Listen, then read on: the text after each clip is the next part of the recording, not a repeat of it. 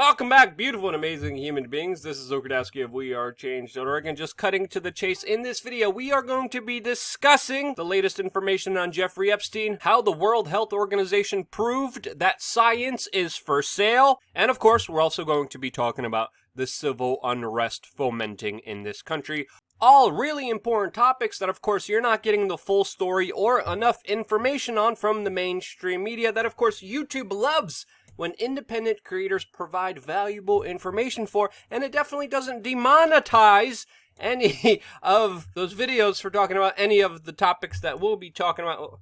Well, at least especially for us, since, we've been fully demonetized as our videos are being deleted on this wonderful, amazing platform, while leaders of Al-Qaeda are still allowed to have a presence here on YouTube. So yeah, obviously because of the demonetization, we have t-shirts that say demonetized, and if you buy them, you support this independent media organization. You could also get this new Don't Karen on Me shirt. Fan favorite right now is this one that says, if you trust the government, you don't know history. And of course, last month's favorite, Bill Gates is not a medical doctor. Get all of these on the store, which is linked down below, which YouTube conveniently got rid of our store that you could have clicked before.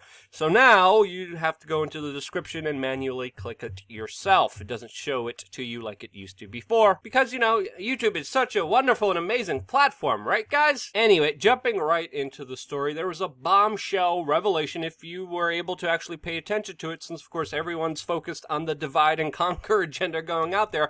But there was a bombshell announcement recently that U.S. prosecutors asked for a face-to-face interview with Prince Andrew, British royalty, for, of course, his very extensive connections to Jeffrey Epstein. The man that the media a few years ago was promoting, that they gave extremely insignificant coverage of, that they wanted this man to go away, since, of course, he was connected with a lot of other powerful individuals. Yeah, that guy that abused thousands of children. And now we have this public plea after U.S. investigators came out publicly saying that Prince Andrew has failed many times to cooperate with even the basic minimum of just questions being asked for him. He, of course, officially responded and said that he made 3 offers to allegedly help. U.S. investigators deny those claims, and they are saying that Prince Andrew is not complying, which makes sense since, of course, Prince Andrew has lied extensively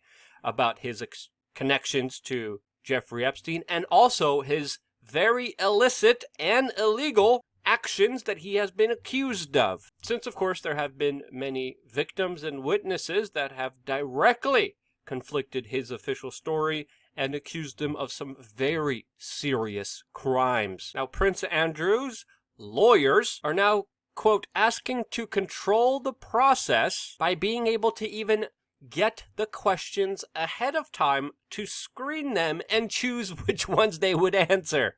Yes, that's what Prince Andrew is arguing for right now. He also has a legal team that includes individuals that have represented dictators like Pinochet before. And of course, that's what the best money will get you. Ruthless lawyers that don't care or have any affiliation to morality. Now, normally when someone is accused of crimes, there's many witnesses. There's a lot of evidence concluding that that person committed the crimes. Obviously, this is not the procedure that happens here. They get extradited. They get put in jail, and they have to argue their innocence in front of a judge.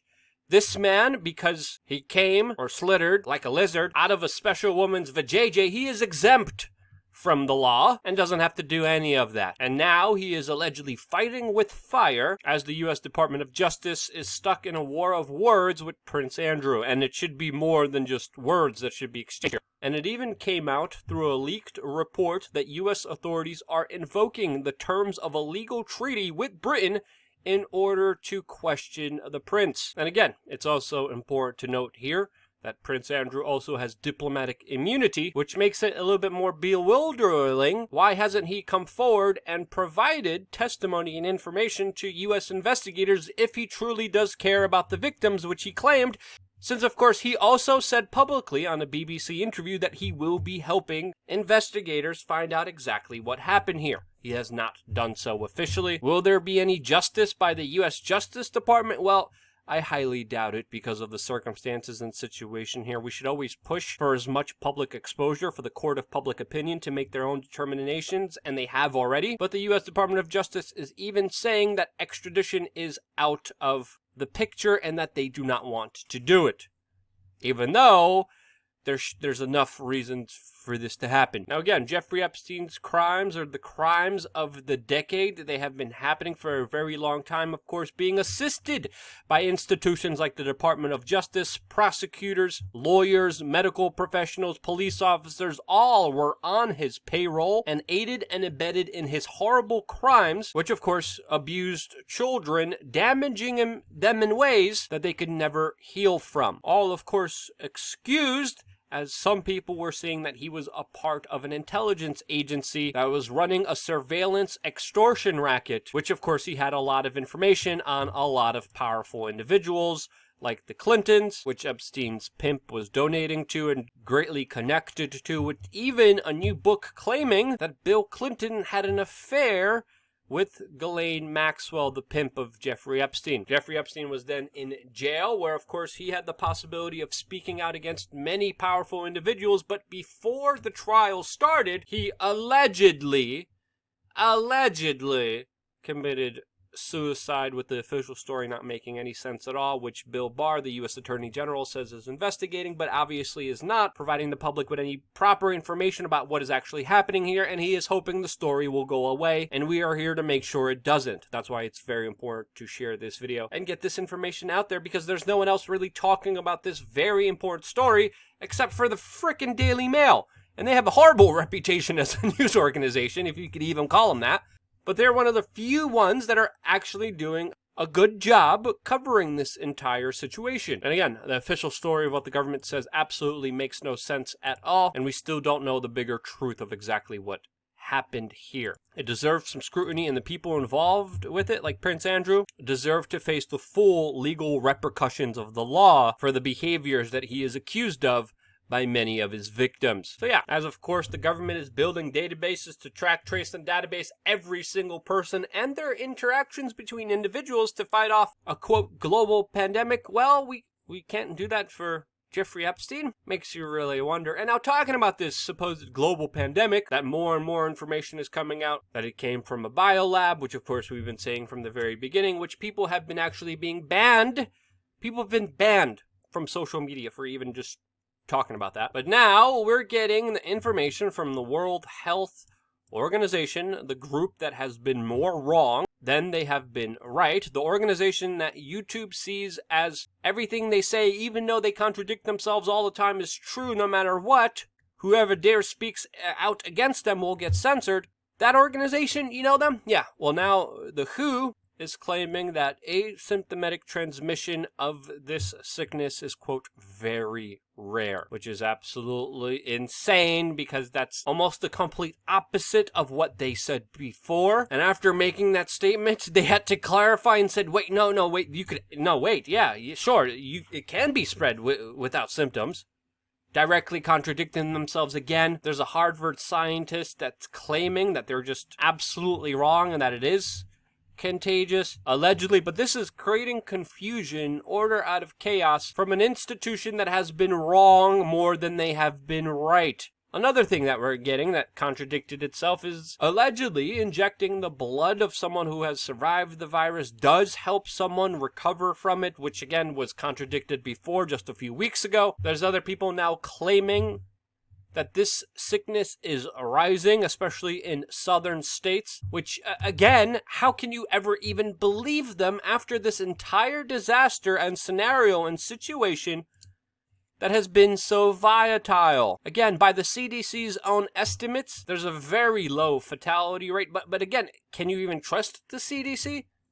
Can you even trust the World Health Organization? Can you even trust the medical community that, again, that one day tell us that we're all going to die from this, and then a second day telling you to go out there and protest, which they say you still may die from? And that kind of thinking is sociopathic, insane, and overall I'm just left off with the feeling that they shouldn't be believed or trusted at all. It's best to take responsibility for yourself, which we're going to get into in just a little bit, as we, of course, are going to be talking about the new racial tensions and the formation of this civil conflict unfolding in the United States right now. In yesterday's videos, we talked about disbanding the police, which we gave you an example of this happening recently in Camden, New Jersey, which allegedly showed positive results, but also it's important to bring up that a similar situation unfolded in Ferguson, where the situation deteriorated after a disbanding of the police department, which is important to understand here so you get both sides of the story, since of course we have examples of this broader idea of disbanding the police allegedly working and not working based on 2 cities and 2 experiments that were tried before. It's important to be honest here, even though this is a larger ploy for power,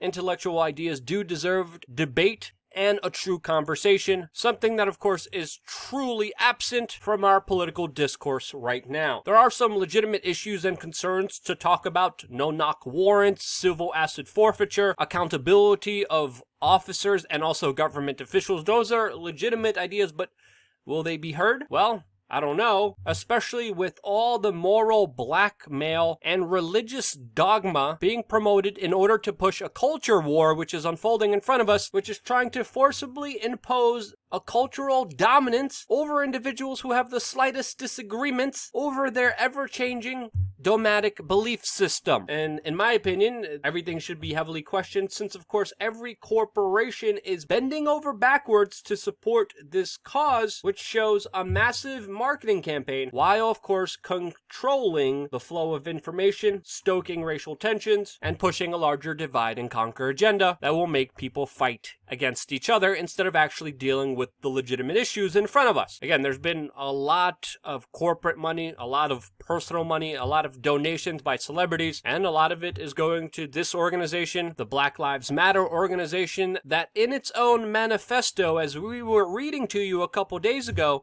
talks about disbanding the family unit, transgenderism, and other very left progressive causes, which of course is working hands in hands with this organization, with other groups like Act Blue, that is collecting the hundreds of millions of dollars on behalf of Black Lives Matter and this website. What will be done with it, we still don't know. There's some people speculating that it will go towards helping out Democrats and other progressive groups. Again, we still don't know, but there should be skepticism when of course there's a lot of money, there's a lot of PR, there's also a lot of corruption, which should be heavily looked into and questioned, since of course historically governments and special interests use mass movements, infiltrate them, co-opt them for their own bidding, which with the support that this movement is getting is very likely. Again, a lot of this is meant to show division. There's people telling you to stay silent. There's people telling you to raise your voice at the same time. It's such a confusing time right now that Terry Crews, a black actor, is talking about black supremacy. Meanwhile, Mitt Romney is protesting with Black Lives Matter. We're living on an extremely weird timeline, and while one movement and idea is being enriched and supported by the mainstream media, which is going above and beyond to try to make sure to obfuscate some of the wrongs that happened because of this movement, as people, of course, are seeing the average Joe Schmo who disagrees with them as the enemy, as, of course, real victims are just totally ignored. And as people lose their minds, absolutely, we lose sight of the bigger picture, and that our rights and freedoms are being slowly taken away from us, while of course many ruling elites feed off of this division and infighting, which again is only going to get worse from here. It's not something I want. It's something all of us should be doing our best to prevent. And as all of this is unfolding and some people are enriching themselves, other people are having their funds taken away, as GoFundMe has now decided to take very egregious actions against anyone that they just don't like politically, including taking down a GoFundMe for a stabbing victim in Ireland that was targeted, allegedly because of his race. They have also taken down the GoFundMe for Dan of PressForTruth.ca that was arrested recently because a mob didn't like him. And they also took away Candace Owens' fundraiser after she made a video going after the criminal record of George Floyd and his past, which again, some people didn't like. But this was her expressing herself And whatever you may think of it, I think it's absolutely ridiculous to censor and defund someone just because you don't like their personal take or opinion of it. That's an extremely dangerous, hyperbolic world, and with the help of the mainstream media, the ruling establishment, I don't see it getting any better from here. That's my personal take on it. If you think I'm wrong about anything, I'll listen to you, legitimately. Let me know down in the comment section below what you think I was wrong about. You could also message me on Twitter.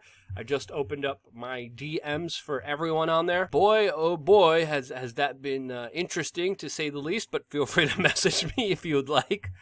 There's a lot of things that we need to come together more than ever on, and I hope to be that voice of reason. It's something that I strive for with every single video I do, to provide you the truth rather than spin. And if you thought I did that, share this video with your friends and family members. It's more important than ever, as of course we're very heavily censored by, of course, YouTube for talking about the topics that we do. We refuse not to. I know individuals who just ignore these topics and don't talk about them, and they're able to be promoted and pushed and monetized by YouTube.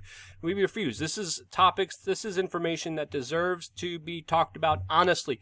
If you agree with that, again, share this video. It's more important than ever. Love you guys. Stay tuned for more here on wearechange.org.